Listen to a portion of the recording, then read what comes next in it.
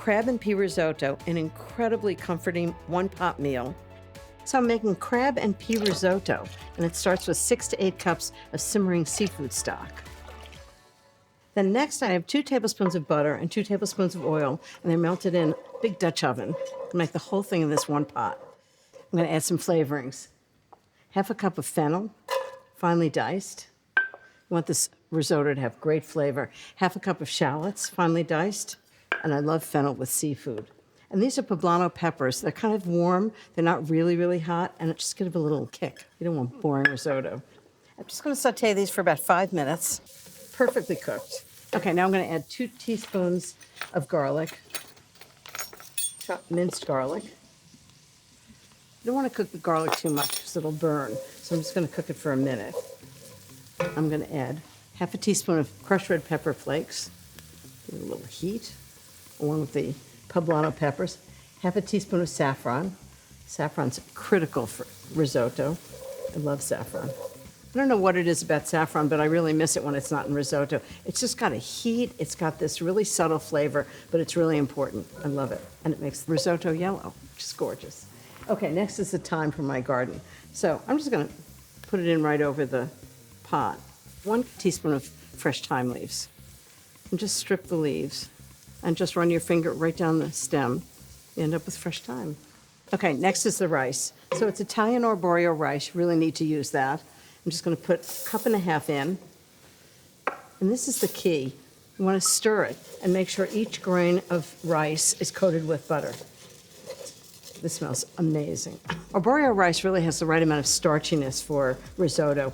It's got a creaminess when you're done that really is perfect for this dish. Next is the wine. Can't make risotto without wine.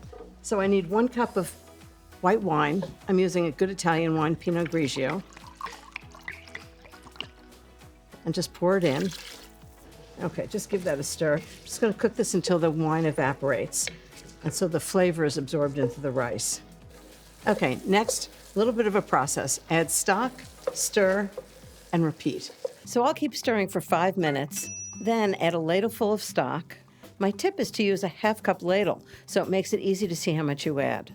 Then keep stirring, and when the seafood stock is almost completely absorbed, add another 1/2 cup of stock. And just keep going, adding stock until the rice is al dente. It takes about 25 minutes. Okay, now I'm going to add a little creme fraiche. It's going to give it a little richness. So 1/2 cup of creme fraiche. Just always tastes better. Just stir that in. Okay, next are salt and pepper. About 2 teaspoons of salt. You want to make sure it's really well seasoned, as everything else. And about a teaspoon of pepper. Okay, next are the crab meat. So I have about 1 pound of lump crab meat, and it's not the shredded kind, it's the, big pieces. I mean, you can use the shredded kind, but you won't really taste it as much. It'll flavor it, but it won't really have the bite that this does. It's particularly good. It's a little more expensive, but it's really worth it. Just put that in, along with peas. I use frozen defrosted peas. They're perfectly good. If peas are in season, they're even better. But it just takes so much time. And frozen peas are really pretty good, and they're already blanched. How good does this look for dinner? An entire dinner in one pot. Okay, now I need a big bowl so I can taste it.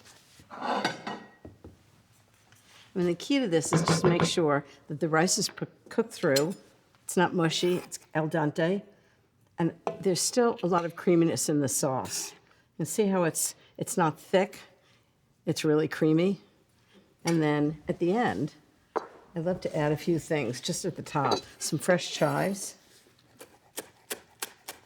Nice thing about chives is they're always in season. And if they're not in the garden, you can get them at the store. Just little chives on top. Just give it a little oniony freshness and a little lemon zest, which I like with seafood. You can put it in the pot or on each bowl, but there's no cheese in this at all. Italians never put cheese with seafood. Jeffrey once was at a restaurant in Milan and asked for Parmesan for a seafood pasta, and the waiter just went, like, no, you can't have it. We still laugh about that. Oh, this looks incredible. See how creamy it is? And really taste all the flavors, the crab meat and the peppers. Fennel. saffron. This is one big bowl of comfort.